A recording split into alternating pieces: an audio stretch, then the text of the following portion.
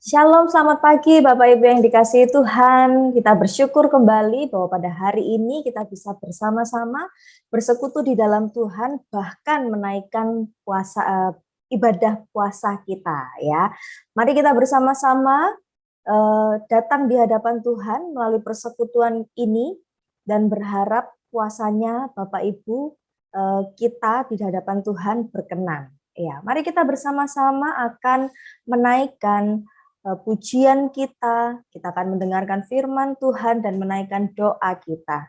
Mari saya ajak kita semua untuk tundukkan kepala kita dan kita mengawalinya di dalam doa. Mari kita satu dalam doa. Bapa di dalam kerajaan surga, berkatilah kami dalam persekutuan pada pagi hari ini, dan juga berkenanlah atas peribadatan puasa yang kami lakukan, bukan untuk membuat diri kami semakin baik di dalam pandangan manusia, tetapi Tuhan, kami ingin mencari Engkau dalam ketulusan kami. Terpujilah nama Tuhan, kami rindu Tuhan memberkati dan menolong kami di dalam persekutuan ini. Haleluya. Amin.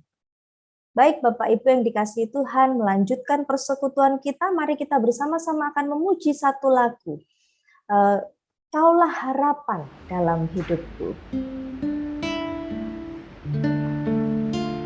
Bukan dengan kekuatanku, ku dapat jalani hidupku.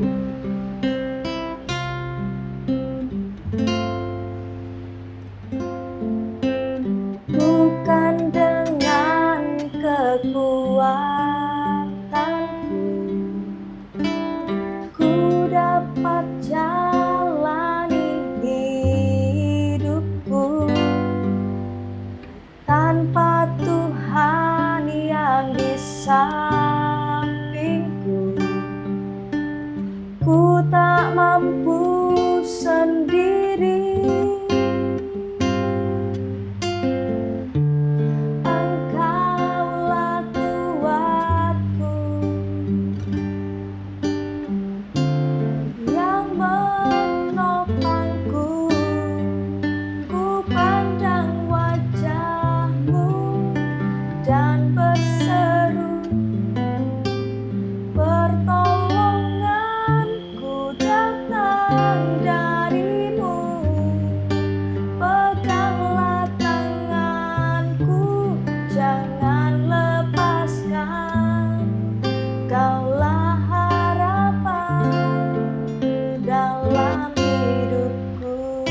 Sekali lagi kita memuji pujian ini dengan kesungguhan hati kita. Bukan dengan kekuatanku, ku dapat jalani hidupku. Tanpa Tuhan yang di sampingku, ku tak mampu sendiri. Engkaulah kuatku yang menopangku. Ku pandang wajah-Mu dan berseru, pertolonganku datang dari-Mu. Peganglah tanganku, jangan lepaskan. Kaulah harapan dalam hidupku. Kaulah harapan dalam hidupku. Kaulah harapan dalam hidupku. Amin. Mari menjadikan pujian ini bukan hanya sekedar keluar dari mulut kita, tapi kita sungguh menjadikan dia sebagai harapan dalam hidup kita. Bapak Ibu yang dikasihi Tuhan, pada hari ini mari kita bersama-sama juga untuk merenungkan satu bagian firman Tuhan yang akan kita ambil bersama-sama dalam 1 Samuel pasal yang ke-20. 1 Samuel pasal yang ke-20. Kita akan melihat bagian ini satu perikop, ya, satu perikop, tetapi saya akan membacakan bagian ini beberapa ayat saja, tapi nanti di dalam firman Tuhan akan dijelaskan ceritanya ini sebenarnya tentang apa sih, ya. Mari kita bersama-sama melihat bagian firman Tuhan yang ada. 1 Samuel pasal yang ke-20, saya akan membaca mulai dari ayat yang pertama hingga ayat yang ke-5. Lalu kemudian saya akan menyambungnya dengan ayat yang ke-32 sampai 34, lalu 42 dan 43. Mari kita menyimak pembacaan Alkitab ini.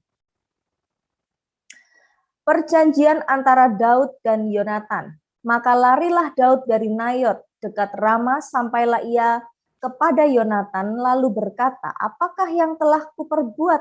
Apakah kesalahanku?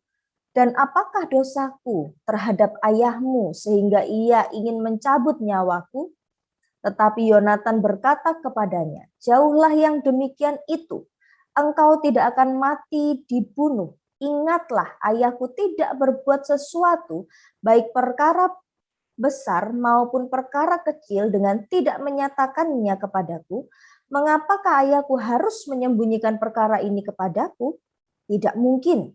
Tetapi Daud menjawab katanya, ayahmu tahu benar bahwa engkau suka kepadaku. Sebab itu pikirnya tidak boleh Yonatan mengetahui hal ini. Nanti ia bersusah hati.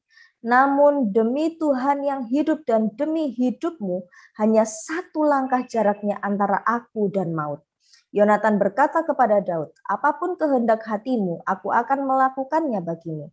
Lalu kata Daud kepada Yonatan, kau tahu besok bulan baru, maka sebenarnya aku harus duduk makan bersama-sama dengan raja. Jika engkau membiarkan aku pergi, maka aku akan bersembunyi di padang sampai lusa petang. Mari kita langsung menuju kepada ayat yang ke-32 sampai 34. Tetapi Yonatan menjawab Saul ayahnya itu, katanya, apa yang telah katanya kepadanya, mengapa ia harus dibunuh? Apa yang telah dilakukannya? Lalu Saul melemparkan tombaknya kepada Yonatan untuk membunuhnya. Maka tahulah Yonatan bahwa ayahnya telah mengambil keputusan untuk membunuh Daud. Sebab itu Yonatan bangkit dan meninggalkan perjamuan itu dengan kemarahan yang bernyala-nyala. Pada hari yang kedua bulan baru itu ia tidak makan apa-apa, sebab ia bersusah hati karena Daud, sebab ayahnya telah menghina Daud. Selanjutnya bagian akhir 42 sampai 43.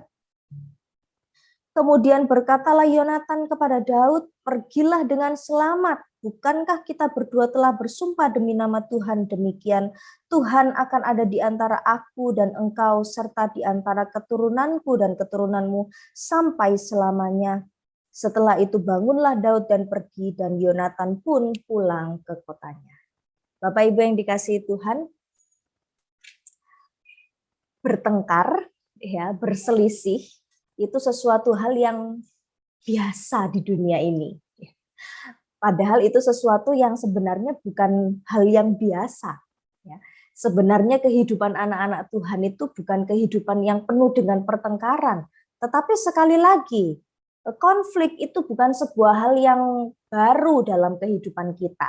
Ya, kita sudah hidup sekian puluh tahun, saya tidak tahu berapa banyak konflik yang pernah Bapak Ibu alami dengan sesamanya. Nah, di dalam bagian ini kita akan belajar bersama-sama melalui sebuah tema yang saya berikan untuk perikop ini, yaitu menyikapi konflik dengan benar. Ya, menyikapi konflik dengan benar. Kita melihat di sini, saya ingin Bapak Ibu mengajak kita semua untuk kembali ngintip sedikit di dalam ayat yang ke-19.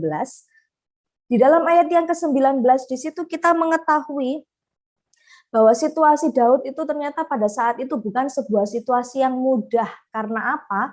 Karena di sana dia itu ibarat buronan yang sudah melakukan kejahatan yang keji dan benar-benar membuat raja marah, dan kemanapun dia pergi dia akan dikejar-kejar terus seperti buronan, ya. Padahal kita tahu bahwa dalam kehidupan Daud di awal-awal pemerintahan Saul, dia tidak melakukan sesuatu hal yang jahat, tetapi justru menolong kerajaan Saul itu berhadapan dengan orang-orang Filistin. Pertama kita ingat bagaimana kisahnya dengan Goliat. Ya, Israel hampir kehilangan muka karena apa? Diejek oleh orang Filistin setengah mati. Karena ada Goliat yang tinggi besar yang melihat orang Israel itu hanya seperti ya mungkin belalang ya, yang gampang sekali dengan kedipan mata mereka semua langsung kalah. Mungkin begitu pikir mereka ya. Tetapi luar biasanya hanya dengan benda seadanya, umban ya dan kemudian batu berhasil merobohkan seorang raksasa Goliat. Kemenangan bagi siapa? Bagi Israel. Selanjutnya orang-orang Filistin terus menyerang, terus membenci, berusaha untuk menjatuhkan orang Israel. Tetapi apa yang terjadi? Daud selalu tampil di sana dan selalu menolong, membantu untuk menyelesaikan, untuk berperang. Banyak kesuksesan yang dilakukan oleh Daud. Tetapi justru karena kesuksesan-kesuksesan itulah, karena penyertaan Tuhan itulah, akhirnya setiap apa yang dikerjakan Daud berhasil membuat Saul menjadi iri hati, dan akhirnya iri hati itu berkembang biak menjadi sebuah kebencian, sehingga hanya dengan lihat mukanya saja mungkin dia sudah gitu ya, apa yang mau dilakukan hanya di dalam pikiran Saul hanya harus membunuh Daud. Dalam ayat 19, Daud melarikan diri. Karena apa? Saul terus mengejar dia, berusaha membunuh dia tanpa dia tahu kesalahannya apa. Nah, Bapak Ibu, pernahkah kita berada dalam situasi seperti ini? Ya, Daud bagi Saul bukan orang yang jauh ternyata. Kalau kita melihat di dalam Alkitab, Daud bukan hanya salah satu rakyatnya Saul, orang Israel, tetapi karena kemenangan-kemenangan itu yang dilakukan Saul adalah dia menikahkan Daud ini dengan anaknya Mikal. Sehingga bisa dikatakan bahwa Daud ini adalah menantunya. Kemudian dengan Yonatan anaknya, Daud ini dikatakan Alkitab mereka itu memiliki jiwa yang berpadu, kompak, soulmate gitu ya, soulmate gitu kata orang zaman sekarang. Benar-benar cocok ya, ibarat mur sama baut, cocok, ngomong apa aja pasti nyambung, melakukan apa aja pasti kompak, bahkan mungkin sedikit kedip mata aja udah tahu apa yang mau dilakukan ya. Saking dekatnya mereka. Mereka punya hubungan yang dekat. Dan Saul adalah ayah dari sahabat dekatnya Yonatan. Hubungan mereka hubungan yang dekat, tetapi konflik ini juga menjadi konflik yang rumit. Karena apa? Satu sisi mereka adalah keluarga. Jadi konflik ini adalah konflik di dalam keluarga. Pernahkah Bapak Ibu mengalami situasi serupa? Pernahkah kita menjadi seorang Yonatan, yang satu bapak, yang satu sahabat, dan juga ipar, ya? Ternyata bapak dan iparnya bertengkar. Kita sebagai Yonatan harus ada di mana posisi kita? Kita harus memihak kepada siapa?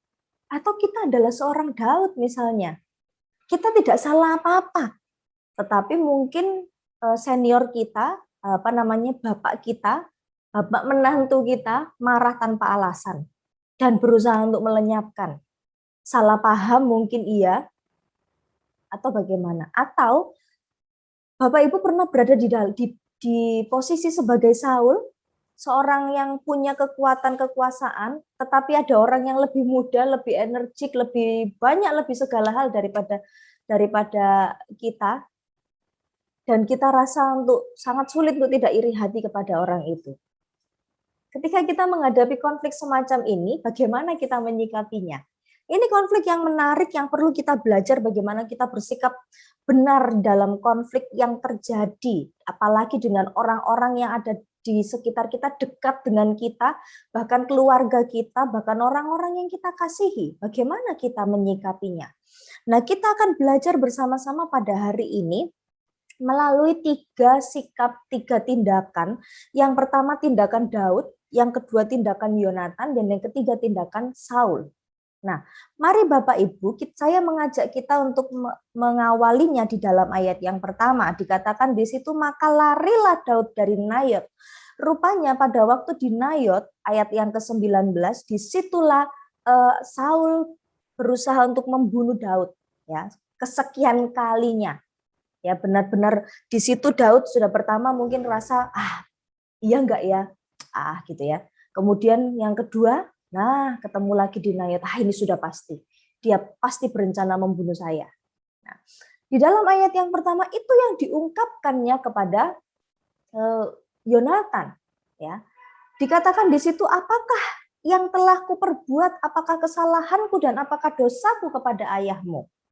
Di situ Daud mencurhatkan ya apa yang dialami terhadap Yonatan sebagai sahabatnya dan juga sebagai anak dari Saul. Dia mau tahu, aku nih dikejar-kejar kenapa? Saya bikin salah apa? Bukankah itu sebuah tindakan yang wajar ketika ada orang yang tidak senang dengan kita, membenci kita, atau cuek kepada kita, kita pasti akan berpikir, kenapa ya dia tidak suka sama saya ya? Kita pasti akan berpikir. Nah, ketika dia berusaha mempertanyakan itu, minta pendapat kepada Yonatan, di situ Yonatan karena dia tahu ayahnya, maka dia meragukan. Ya mungkin kejadian di Naya itu karena dia emosi aja, out of control gitu ya, tidak terkendali. Jadi ya akhirnya kepingin membunuh, tapi sebenarnya dia tidak punya niatan untuk membunuh, dia hanya marah saja gitu. Jadi nggak mungkin lah dia mau membunuh kamu, Daud. Ya, itu yang yang dikatakan oleh Yonatan dan itu yang dipikirkan. Ya setiap anak pasti tidak akan berpikiran buruk tentang ayahnya, apalagi kalau dekat ya.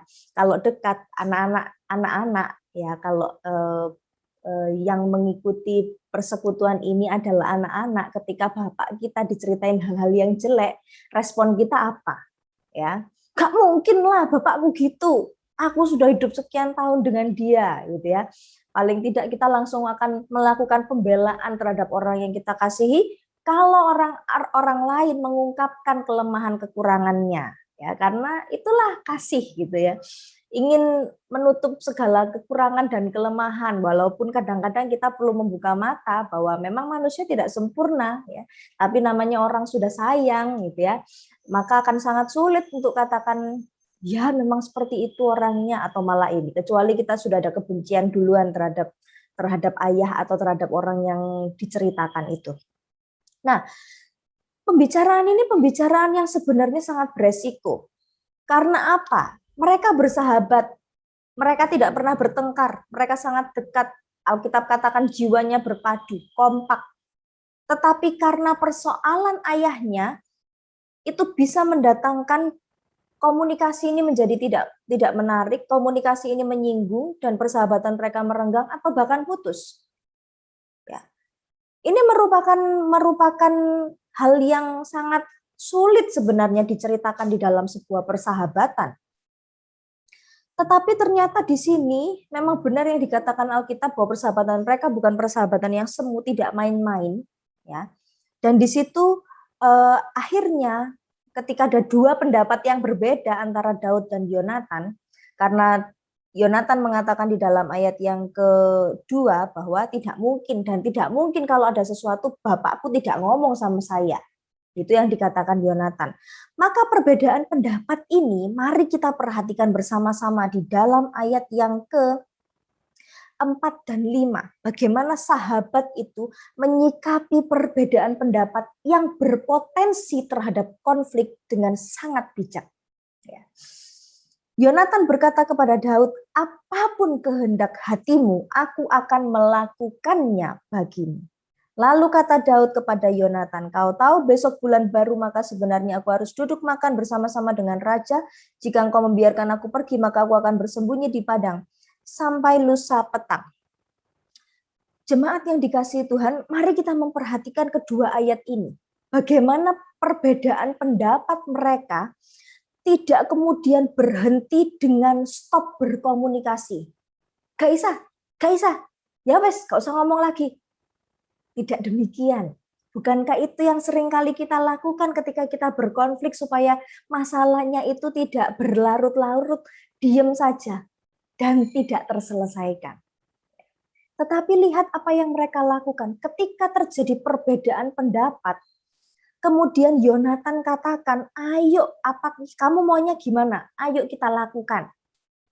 Sebuah sikap yang sangat mulia bukan dalam menyikapi, dalam berusaha untuk memperkecil potensi konflik. Dan dari sisi Daud, mari kita perhatikan. Bukankah yang dialami oleh dia itu nyata? Bagaimana Saul membenci dia? Bagaimana ketika dia main musik tiba-tiba lemparan tombak datang? Bagaimana dia dikejar-kejar? Bagaimana sorot mata kebencian Saul? Bukankah dia merasakannya? Tetapi dia tidak berusaha untuk memaksakan kehendaknya terhadap Yonatan. Dia justru mengatakan besok ada perayaan bulan baru. Dalam bagian selanjutnya, Bapak Ibu bisa baca nanti di dalam ayat yang ke-6 sampai ayat yang ke-18, bahkan sampai ayat yang ke-23. Di situ Israel memiliki tradisi kalau awal bulan, ya kalau di sini kalau awal bulan dulu sebelum pandemi habis gajian di awal bulan keluar satu keluarga pergi makan di restoran. Itu yang juga mungkin dilakukan tradisi Israel, tapi tradisinya ini sebuah perayaan. Jadi perayaan perjamuan makan dilakukan oleh keluarga. Nah, di sini Daud adalah bagian dari keluarga kerajaan karena dia menantu. Maka dia punya dalam perjamuan makan istana, dia punya posisi satu kursi di sana. Dan setiap awal bulan itu pasti ada pesta di kerajaan yang kemudian diakhiri dengan mempersembahkan korban bakaran, korban penghapus dosa, dan korban keselamatan. Itu dilakukan setiap bulan. Ini sebuah perayaan rutin. Ya, ibarat kalau di rumah kita papa ulang tahun keluar makan-makan, mama ulang tahun keluar makan-makan, Cece ulang tahun keluar makan-makan, meme atau titinya ulang tahun juga keluar makan-makan. Ada sebuah tradisi ya. Tetapi di sini merupakan tradisi yang sudah dijalankan bertahun-tahun, jadi seperti itu yang dilakukan oleh orang Israel. Nah, di situ Daud dalam rangka membuktikan dia melakukan tes supaya dia tidak memaksakan kehendak dan kebenaran secara subjektifnya. Maka di sini Daud mengatakan kepada Yonatan, ya sudah, besok dalam perayaan makan-makan itu, izinkan aku tidak hadir di sana. Kalau misalnya Saul melihat tempat posisi saya tidak ada, bagaimana responnya, maka itu yang akan membuktikan apakah dia benar-benar membenci saya atau tidak. Kalau misalnya dia marah karena saya tidak hadir, maka kamu harus tahu bahwa apa yang saya rasakan selama ini adalah benar. Jika dia ketika saya tidak ada di perjamuan makan dan biasa saja tidak marah, maka saya yang salah. Bapak Ibu yang dikasihi Tuhan, apa yang bisa kita pelajari dari bagian yang pertama ini? Setiap orang yang berkonflik selalu merasa dirinya benar, selalu merasa dirinya paling benar. Dalam sebuah konflik, itu orang akan berusaha mempertahankan pendapatnya. Tapi tahukah Bapak Ibu yang dikasihi Tuhan dan saudara sekalian, sebenarnya ketika dua orang konflik, itu adalah karena keduanya salah. Konflik tidak mungkin terjadi kalau kedua-duanya atau salah satunya memang benar. Tetapi konflik itu terjadi dan karena kedua-duanya pasti di dalam proses itu ada kesalahan. Tapi tidak banyak orang berkonflik yang mau mengakui itu. Ketika sumbu kita sudah tinggi, kita akan terus katakan, enggak saya yang benar, enggak saya yang benar, enggak saya yang benar. Bapak Ibu yang dikasihi Tuhan, mari ketika kita menyikapi sebuah konflik, mari kita menyikapinya dengan benar dengan cara apa? Tidak membenarkan diri sendiri. Itu yang dilakukan Daud. Padahal Daud di sini sudah merasakan paling tidak 80% apa yang dirasakan Daud adalah sesuatu yang benar karena bukan 1-2 kali Saul berusaha membunuh dia, tetapi beberapa kali baru dia ceritakan kepada Yonatan. Tetapi dia benar-benar seorang pribadi yang terbuka. tidak memaksakan, tidak memutuskan pertemanannya dengan Yonatan, tetapi justru dengan bijaksana melakukan sebuah testing untuk membuktikan kebenaran. Di sini dia tidak bersemangat untuk meluapkan amarah, tetapi dia bersemangat untuk mencari kebenaran. Itu sebabnya kenapa dia bertanya, apakah kesalahanku? Orang yang berkonflik tidak pernah katakan aku salah apa ya? Dia yang salah, dia yang salah. Maka sekarang, mari kita memperkecil potensi konflik dengan mengatakan setiap tindakan kita ketika terjadi sesuatu yang tidak mengenakan, mari kita bertanya kepada Tuhan, apa kesalahanku? Yang pertama. Yang kedua, mari kita lihat dari sikap seorang Yonatan. Yonatan adalah sosok yang dekat dengan ayahnya. Dia bukan tipikal anak-anak muda yang tidak berkomunikasi dengan orang tuanya. Dia punya chemistry yang bagus. Buktinya apa? Mari kita lihat dalam ayat yang kedua. Dikatakan di situ, ingatlah ayahku tidak berbuat sesuatu baik perkara besar maupun perkara kecil dengan tidak menyatakannya kepadaku. Komunikasi mereka baik. Evaluasi bapak-bapak dengan anak laki-lakinya komunikasinya baik tidak? Kalau misalnya baik berarti informasi terupdate anak harus tahu, informasi terupdate tentang anak bapak harus tahu. Tapi kalau tahu paling terakhir, mungkin ada sesuatu yang perlu bapak ibu perlu kita perbaiki dalam relasi kita dengan keluarga kita. Yang terjadi di sini adalah Yonatan mengatakan bahwa apapun yang terjadi, apapun yang dirasakan bapaknya, sesuatu kalau itu penting, maka pasti akan dikatakan kepada dia. Hubungan mereka baik. Tapi kalau kita lihat pada akhirnya, ini Daud lebih membela, Yonatan lebih membela Daud. Ya, apakah Yonatan seorang yang durhaka? Nah, mari kita akan lihat di dalam sikapnya. Yang pertama dia tidak punya alasan untuk menjadi durhaka sebenarnya. Karena apa? Mereka punya hubungan yang dekat. Biasa anak durhaka itu karena sudah menyimpan kebencian dulu ya sama bapaknya ya. Pasti karena nggak suka, marah, tidak bisa mengampuni dan lain sebagainya. Tetapi Yonatan dekat dengan ayahnya. Lalu kemudian ketika dia menghadapi situasi ini temannya, sahabatnya ini merasa bahwa ayah yang dikasihinya yang dekat dengan dia itu berusaha membunuh sahabatnya, nggak percaya, sudah pasti. Itu ditunjukkan kepada Daud oleh Yonatan, nggak mungkin. Kalau dia punya niatan itu, pasti dia ngomong sama aku. Ini ya. Tetapi mari kita lihat Bapak Ibu yang dikasihi Tuhan, walaupun demikian, Yonatan juga tidak mengembangkan potensi konflik dengan cara marah terhadap apa yang diceritakan Daud. Ini kan ceritanya sahabatnya ngomongin yang jelek nih tentang bapaknya ya. Dan lebih parahnya lagi masalah bunuh-membunuh. Kalah, bapakku nggak mungkin begitu. Kita kalau sayang sama bapak kita minimal kalau emosinya labil pasti akan begitu. Nggak usah ngomong sama kamu lagi. Besok sudah nggak komunikasi, nggak WA-an, nggak chattingan. Hubungan renggang. Tapi di sini, mari kita lihat apa yang dikatakan oleh seorang Yonatan. Di dalam ayat yang berikutnya, ketika Daud minta dites seperti yang dilakukan itu, maka kemudian ayat 12 dikatakan demikian. Demi Tuhan Allah Israel, besok atau lusa kira-kira waktu ini aku akan memeriksa perasaan ayahku. Jemaat yang dikasihi Tuhan, Yonatan pun seorang yang tulus. Dia pun adalah seorang yang tidak pilih kasih.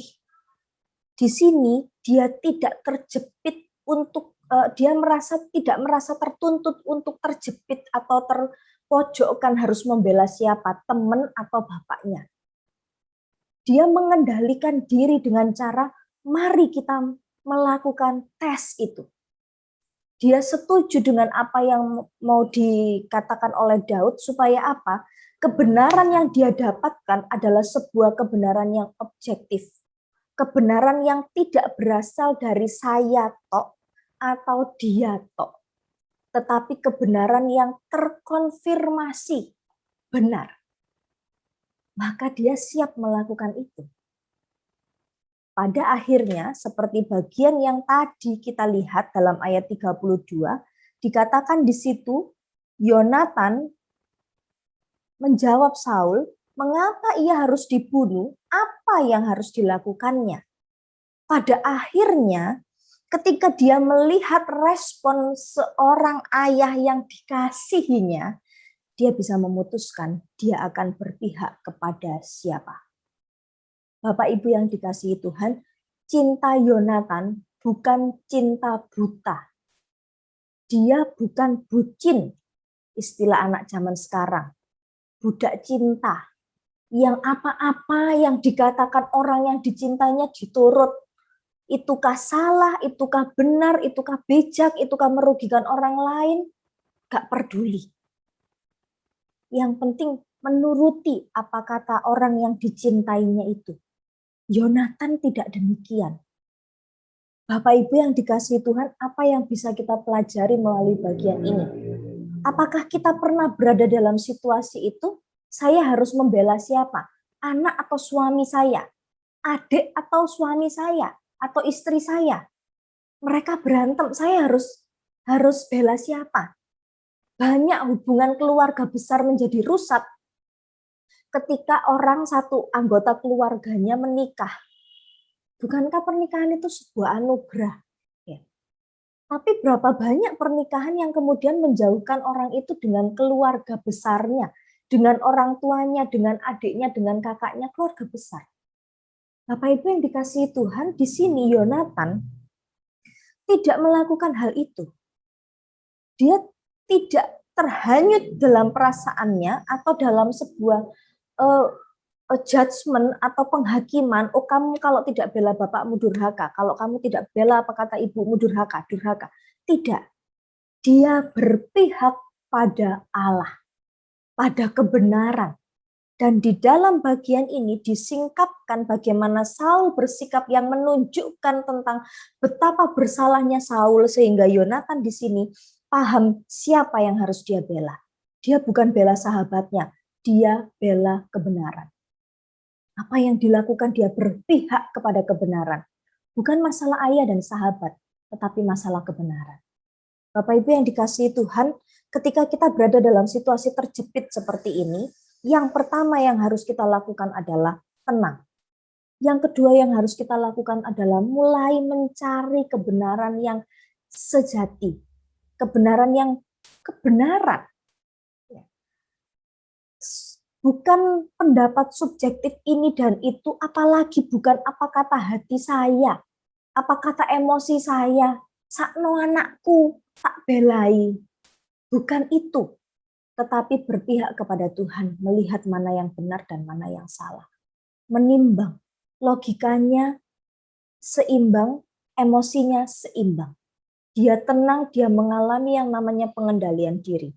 Dalam sebuah konflik, ini yang perlu Bapak, Ibu, dan Saudari sekalian doakan, supaya kita dikaruniakan Tuhan salah satu buah roh, pengendalian diri. Untuk bisa melihat masalah secara jernih. Yang ketiga, sikap seorang Saul. Di dalam ayat yang ke-30 dikatakan, lalu bangkitlah amarah Saul kepada Yonatan, anak sundal yang kurang ajar. Bukankah aku tahu bahwa engkau telah memilih pihak anak Isai itu dan itu noda bagi kau sendiri dan bagi perut ibumu? Sebab sesungguhnya selama anak Isai itu hidup di muka bumi ini, engkau dan kerajaanmu tidak akan kokoh.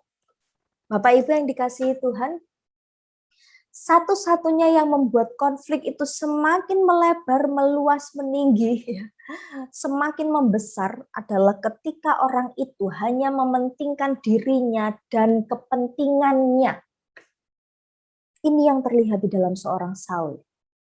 Dia tidak ingin kerajaannya lepas dari tangan dia dan keturunannya. Dia tidak lagi berpikir bahwa pemerintahannya, kerajaannya, posisi jabatannya sebagai raja adalah pilihan Tuhan, bukan dirinya. Jadi Tuhan yang memberi, Tuhan yang mengambil, terpujilah Tuhan. Harusnya dia punya prinsip hidup seperti Ayub. Tetapi tidak. Dia berusaha dengan kekuatan manusianya mempertahankan nilainya, mempertahankan posisinya, mempertahankan kekayaannya, mempertahankan prestisnya, mempertahankan egonya. Di sini dia tidak lagi bicara saya benar atau tidak. Dia tidak bicara masalah kebenaran, tetapi egoisme. Apa yang lahir dari sebuah egoisme? Perkataan yang menyakitkan orang lain. Bukankah Yonatan adalah anak kandungnya? Kenapa dia katakan anaknya itu sebagai anak kurang ajar dari perempuan Sunda? Bapak Ibu yang dikasihi Tuhan, ini anaknya sendiri. Dia mengatainya seperti itu. Bahkan belum berhenti sampai di situ, dia kemudian mengambil tombak dan kemudian dikatakan dalam ayat yang ke-33, Saul melemparkan tombak juga kepada Yonatan. Sudah nggak kenal lagi ini anak atau ini orang lain yang dia benci. Amarahnya tok nomor satu, tidak berpikir jernih, dan akhirnya melakukan banyak kesalahan. Menimbulkan amarah dalam hati anak-anak. Bapak Ibu yang dikasihi Tuhan, Paulus pernah memberikan nasihat. Bapak-bapak jangan bangkitkan amarah anakmu. Ini merupakan salah satu sikap egoisme yang dilakukan oleh seorang orang tua yang kemudian menimbulkan amarah anak-anak. Jadi para orang tua, kalau anak-anaknya marah, yang pertama yang harus kita lakukan adalah mari evaluasi diri. Apakah kita menjadi orang tua yang memang sudah memberkati dia atau yang membangkitkan amarah dia? Yonatan seorang yang tulus. Yonatan membela ayahnya di depan Daud sahabatnya. Dia memberikan citra yang baik terhadap ayahnya, tetapi tidak dengan ayahnya. Dia membuat amarah muncul dari dalam hati Yonatan. Satu hal yang memperkeruh semua konflik adalah egoisme, kemarahan yang tidak terkendali. Itulah yang terjadi pada diri seorang Saul. Sehingga, apa yang bisa kita pelajari dari bagian ini? Mari belajar. Sebuah konflik harus dikelola. Dikelola dengan ketenangan, dikelola dengan semangat mencari kebenaran yang sejati. Tidak mengedepankan emosi, tidak mengedepankan egoisme, maka kita percaya konflik itu akan berakhir dengan baik. Bapak Ibu yang dikasihi Tuhan, mari belajar menjadi pribadi-pribadi, murid-murid Kristus yang tidak mengedepankan emosi dan tidak hidup bahagia di dalam konflik-konflik kita. Tetapi belajar dalam segala hal, kita menyesuaikan diri kita, kita belajar untuk terus menyelesaikan konflik-konflik dengan diri kita, dengan orang lain, dengan siapapun. Mari kita hidup berdamai dengan orang-orang di sekeliling kita dan menjadi berkat bagi mereka. Mari kita berdoa. Bapa di dalam kerajaan surga, tolong kami Tuhan, jika di antara kami mengalami situasi seperti yang dialami oleh Yonatan ataupun Daud, kami mohon pertolongan-Mu supaya ketenangan yang Tuhan berikan bagi Daud dan Yonatan, kebijaksanaan yang Tuhan berikan bagi Daud dan Yonatan juga turun atas kami dalam menyelesaikan konflik. Jika kami saat ini pun mengalami hal itu, maka jangan izinkan kami menjadi orang-orang seperti Saul yang mengedepankan egoismenya, yang mengedepankan kepentingannya. Kami mohon pertolongan-Mu Tuhan, jadikan kami berkat bukan batu sandungan. Terpujilah Engkau Allah yang hidup, dalam nama Yesus kami berdoa. Amin. Bapak Ibu, jemaat sekalian, saudara sekalian, kita akan bersama-sama menaikkan doa syafaat kita yang akan dipimpin oleh Evangelis Hadi Winata. Ya, baik, kita akan masuk dalam doa-doa. Mari kita berdoa. Yang pertama kita akan berdoa untuk bangsa dan negara kita Indonesia. Ada dua pokok doa untuk bangsa dan negara. Yang pertama, kita doakan untuk kebijakan pemerintah dalam upaya pengadaan vaksin, pelaksanaan sekolah tatap muka, dan penanggulangan COVID di Indonesia. Mari kita sama-sama buka suara. Bapa kami di surga, pada saat ini kami datang pada Tuhan. Kami bersatu hati berdoa secara khusus untuk bangsa kami Indonesia, khususnya dalam menghadapi akan pandemi ini ya Tuhan, akan COVID-19. Tuhan tolong untuk pemerintah kami Tuhan, dalam mengupayakan untuk vaksin, Tuhan berkati. Dan kami juga berdoa Tuhan Yesus juga untuk anak-anak Tuhan yang akan juga dalam penyesuaian untuk kedepannya untuk sekolah tatap muka dan juga sudah ada yang memulai. Tuhan yang tolong dalam segala persiapan, terutama untuk kesehatan. Tuhan kami juga berdoa untuk masyarakat, supaya masyarakat juga boleh mendukung pemerintah di dalam melakukan protokol kesehatan. Kami mohon pertolongan Tuhan. Terima kasih Tuhan. Dalam nama Tuhan Yesus kami doa. Amin. Ya, berikutnya, mari kita berdoa untuk kebijakan pemerintah dalam menanggapi dan menegakkan hukum untuk para teroris yang menentang dan bertujuan memecah belah bangsa Indonesia. Mari kita berdoa. Tuhan, kami juga berdoa untuk pemerintah kami, khususnya dalam menangani masalah akan teroris. Tuhan tolong berikan kekuatan, kesabaran, hikmatnya dari Tuhan, kesehatian, juga kerjasama yang baik. Kami berdoa supaya Tuhan yang menolong untuk pemerintah kami ya Tuhan. Supaya teroris tidak terus merajalela, tidak terus berkembang di negara kami. Kami mohon pertolongan Tuhan. Terima kasih. Dalam nama Tuhan Yesus kami berdoa. Amin. Ya, kita akan berdoa. Berikutnya kita akan berdoa untuk PI atau Pekabaran Injil. Kita berdoa untuk para hamba Tuhan yang bergerak di bidang apologet, misi penjangkauan, bahkan yang terjun secara langsung ke suku-suku yang diadopsi. Supaya Tuhan memperlengkapi dan menyertai mereka hingga banyak jiwa dimenangkan bagi Kristus. Mari kita berdoa. Tuhan, kami juga berdoa untuk para hamba Tuhan, untuk para apologet, mereka yang terjun ke ladang, ke misi. Tuhan tolong mereka ketika mereka berada di ladang pelayanan, bertemu dengan orang-orang yang tidak mudah untuk dijangkau. Saya mohon Tuhan yang menolong, Tuhan yang menguatkan mereka, supaya mereka boleh tetap setia, tetap teguh di dalam Tuhan. Saya mohon Tuhan. Terima kasih Tuhan, dalam nama Tuhan Yesus kami berdoa. Amin. Mari kita berdoa untuk Kalimantan. Kalimantan disebutkan sebagai jantung dunia, sebab kawasan masih hijau dan merupakan tempat banyak habitat berada, supaya masyarakat dan pemerintah setempat dapat mengelola dengan bijaksana. Mari kita berdoa. Tuhan, kami juga berdoa untuk Kalimantan. Tuhan yang tolong untuk alam, di mana boleh dibilang Kalimantan masih cukup hijau, cukup alami.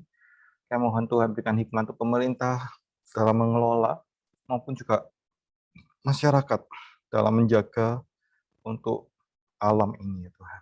Saya mohon pertolongan Tuhan. Terima kasih Tuhan, dalam nama Tuhan Yesus kami berdoa. Amin. Mari kita berdoa supaya Injil tersebar luas dan kekristenan dapat berkembang dengan baik ya. Kita berdoa. Tuhan, kami berdoa untuk pekabaran Injil sampai ke seluruh ujung dunia ini. Tuhan yang berkarya, Tuhan yang memakai hamba-hambamu, Tuhan memakai melalui cara Tuhan sendiri, supaya Injil boleh disebarluaskan, boleh semua orang boleh mendengar akan kabar baik ini Tuhan Yesus, bahwa Engkau adalah Juru Selamat, bahwa Engkau adalah kebenaran itu. Terima kasih Tuhan, saya berdoa dalam nama Tuhan Yesus. Amin. Kita akan berdoa untuk gereja, berdoa untuk peribadatan yang dilakukan di gereja-gereja di Indonesia, baik yang masih online maupun yang sudah offline. Kita berdoa. Tuhan, kami juga berdoa untuk gereja, kami berdoa untuk peribadatan, baik yang online maupun juga yang sudah mulai offline dengan terbatas jangkauan. Kami mohon Tuhan yang menolong dalam segala penyesuaian. Tuhan berkati untuk alat-alat yang digunakan, teknologi, jaringan, untuk sinyal, untuk sound system, untuk baik melalui HP ataupun juga melalui laptop, atau melalui televisi, atau apapun yang saran gunakan, Tuhan yang tolong supaya boleh berjalan dengan baik. Dan kami juga berdoa untuk ibadah secara offline dengan jangkauan terbatas, dan tolong supaya boleh tetap menjaga akan kesehatan, boleh melakukan protokol kesehatan. Terima kasih Tuhan, dalam nama Tuhan Yesus kami berdoa. Amin. Berikutnya, mari kita berdoa untuk kebangkitan rohani jemaat, supaya kecintaan dan kerinduan Tuhan semakin bertumbuh dan tidak surut. Mari kita berdoa. Tuhan, kami juga berdoa untuk kebangkitan rohani, khususnya dalam masa pandemi, di mana kami sebagian besar masih belum bisa, atau boleh dibilang masih belum bisa seperti dulu, yang kami sebelum pandemi. Kami mohon Tuhan tolong ketika melalui sarana, supaya itu tidak menyurutkan akan semangat kami dalam beribadah, dan kami boleh tetap mempunyai relasi dengan Engkau dengan baik. Kami mohon pertolongan Tuhan. Terima kasih dalam nama Tuhan Yesus kami berdoa. Amin. Berikutnya mari kita berdoa untuk hamba Tuhan, dan juga diakan, dan juga pelayan komisi yang melayani. Mari kita berdoa. Kami berdoa juga Tuhan untuk para hamba Tuhan, untuk diaken, untuk pelayan komisi. Tuhan tolong untuk kami boleh bergandengan tangan, boleh bekerja sama, melayani Tuhan untuk kemuliaan Tuhan. Tuhan juga berkati untuk kesehatan untuk kami semua. Terima kasih Tuhan Yesus, terpujilah Engkau. Dalam nama Tuhan Yesus kami berdoa. Amin. Mari kita berdoa untuk pokok doa umum. Kita berdoa untuk para tenaga kerja ya, kesehatan, mereka di garis depan nih. Mereka juga sampai tertular ya akan COVID. Tuhan tolong mereka, kuatkan mereka. Juga rumah sakit, kota maupun daerah, supaya memberikan pelayanan baik yang adil dan baik juga untuk ini terbatas ya, dalam terutama juga pandemi ini. Tuhan tolong juga panti jompo, panti asuhan, tempat penampungan juga, terutama dalam masa pandemi ini ya. Orang terlantar, anak-anak jalanan, dan juga orang-orang marginal. Mari kita berdoa. Tuhan, kami juga mau berdoa untuk tenaga kerja kesehatan, terutama dalam masa pandemi ini Tuhan. Mereka yang di garis depan, bahkan mereka sampai tertular akan COVID-19. Tuhan yang tolong mereka, kuatkan mereka. Kesehatan mereka Tuhan tolong.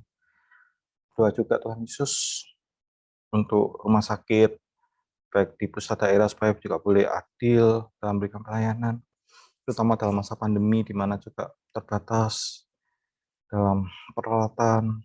Tuhan tolong Bapak. Tuhan Yesus, kami juga berdoa untuk panti asuhan, panti jompo, juga tidak mudah dengan situasi sekarang dengan masa pandemi ini Tuhan Yesus. Panti jompo yang sudah usia lanjut, rentan dengan tertular penyakit, Tuhan tolong Bapak. Juga anak-anak yang masih kecil, maupun juga orang-orang terlantar ya Tuhan. Tuhan tolong mereka, dan biarlah mereka boleh merasakan akan kasih Tuhan, kekuatan dari Tuhan, penyataan Tuhan. Dan Tuhan juga pakai kami untuk menjadi alat bagi kemuliaan Tuhan. Terima kasih Tuhan Yesus. Bapa kami di surga, inilah doa-doa kami. Kami percaya Tuhan akan menjawab sesuai waktu dan kehendak Tuhan. Terpujilah Tuhan. Dalam nama Tuhan Yesus kami berdoa. Amin. Baik, demikianlah persekutuan kita pada hari ini. Kita sudah memuji Tuhan, kita mendengar firman, kita sama-sama naikkan doa syafaat kita.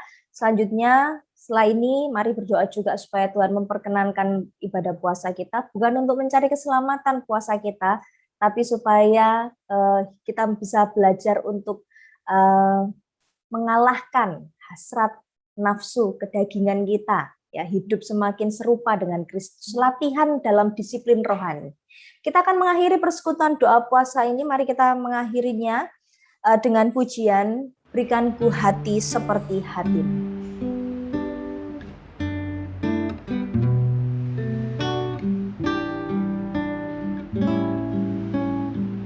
Berikan ku hati, berikan ku hati seperti hatimu, yang penuh dengan belas kasihan. Berikan ku mata seperti matamu, memandang tuaian di sekelilingku. Berikan ku tanganmu untuk melakukan tugasmu. Berikan ku kakimu melangkah dalam rencanamu. Berikan ku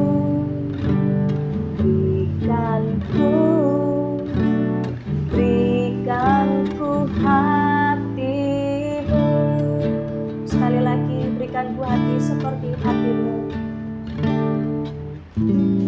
Berikan ku hati seperti hatimu yang penuh dengan belas kasihan.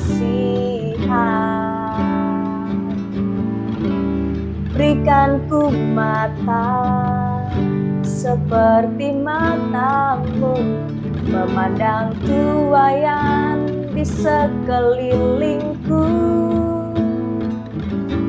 Berikan ku tanganmu untuk melakukan tugasmu. Berikan ku kakimu melangkah dalam rencanamu. Berikan ku